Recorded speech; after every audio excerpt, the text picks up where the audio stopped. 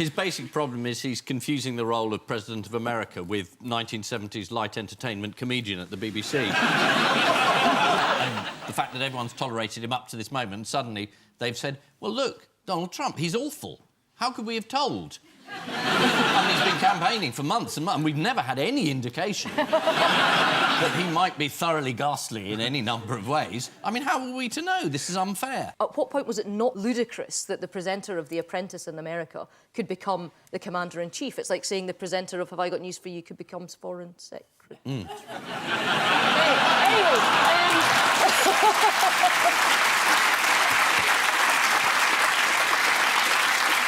I'm sure that loyalty will be rewarded. Look at the top pledge on the top. We will invade Iraq against the wishes of the people of Britain.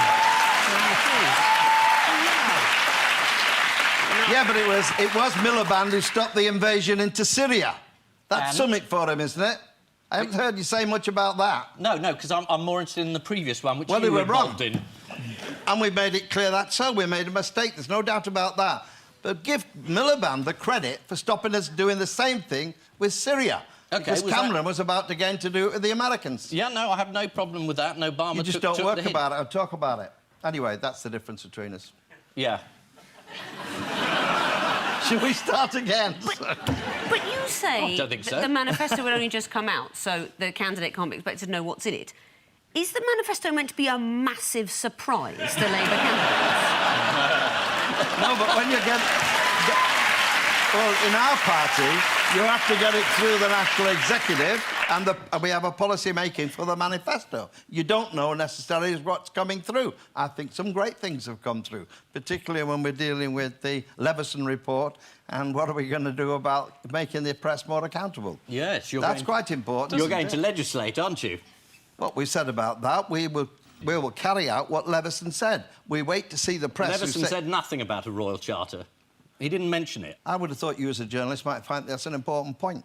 No, as a journalist, it's an unimportant point. Oh, blimey, in private eye, you're sued every day, for God's sake, for what you say about people. No, we're not. And certainly not about you. I know you've got problems with the press and your private life, John.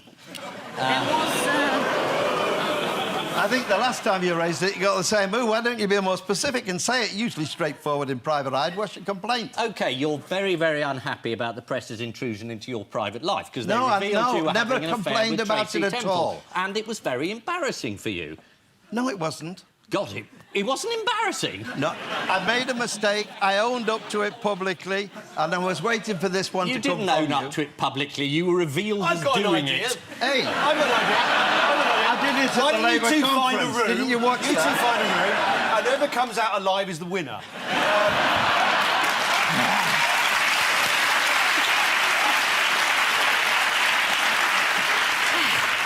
I don't think there's any doubt about that. That's a death stare. He gave me a death stare. It depends who's ordering the room service, I suppose, doesn't it, John? This is like a terrible family Christmas. Now, that really is enough about the government's bad week. Oh, no, sorry. Andy Coulson. Where did he unexpectedly find himself this week? In the back of a cop car heading to Scotland. Because?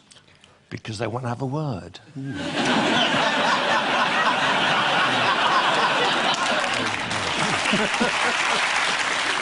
I had absolutely no idea that you were a gangster. Brilliant. Andy Coulson. He's been arrested for perjury. Yes. During a trial where someone else was on trial for perjury. Yes. While he was actually working for the Prime Minister, which is pretty shocking. You shocked, Alistair? I'm shocked. You. I'm glad you're shocked, because, you know, some of the people that this government have been hanging about with...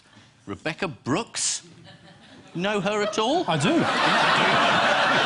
Were you shocked when she was arrested? I've been shocked by lots of things, Ian.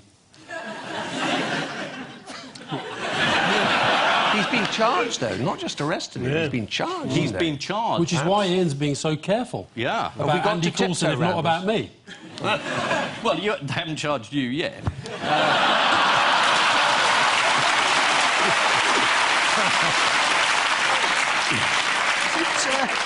Is it hot in here?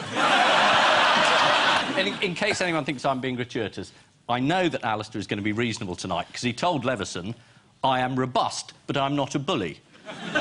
So no matter what anyone says, you're going to be really reasonable. Tonight? No. That's good, though, to remember. Like, if your kid gets caught, like, kicking a fat kid, just go, no, he's not a bully, just robust. He's robust.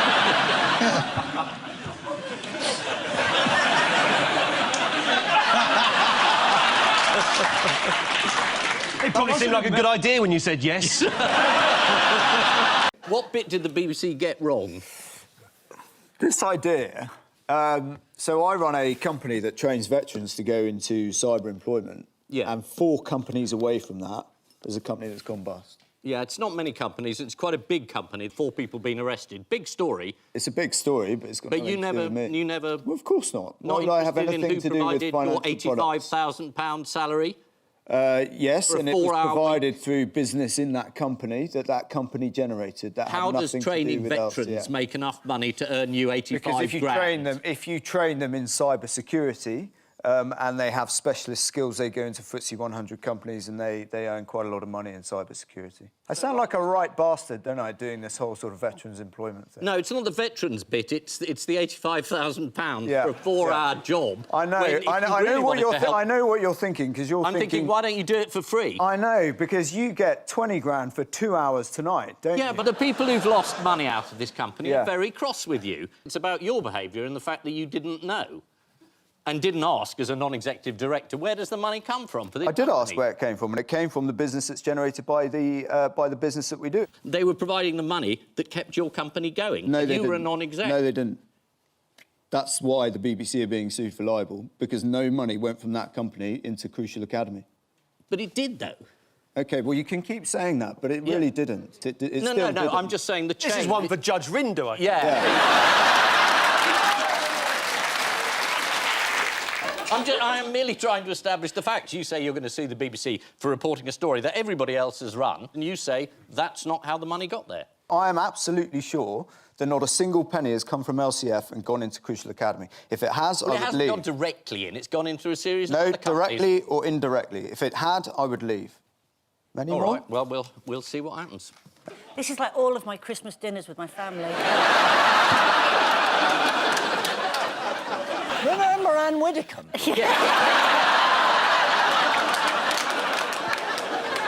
I'm sorry, David, it's a big story. 4 people were arrested, and I know you think that your political enemies have smeared you with this story, but No, I it don't. is there. No, I don't. It's in the news. No, I don't think that. I don't think they have smeared me with this story. But you have accused the Deputy Chief Whip of trying to dig up dirt.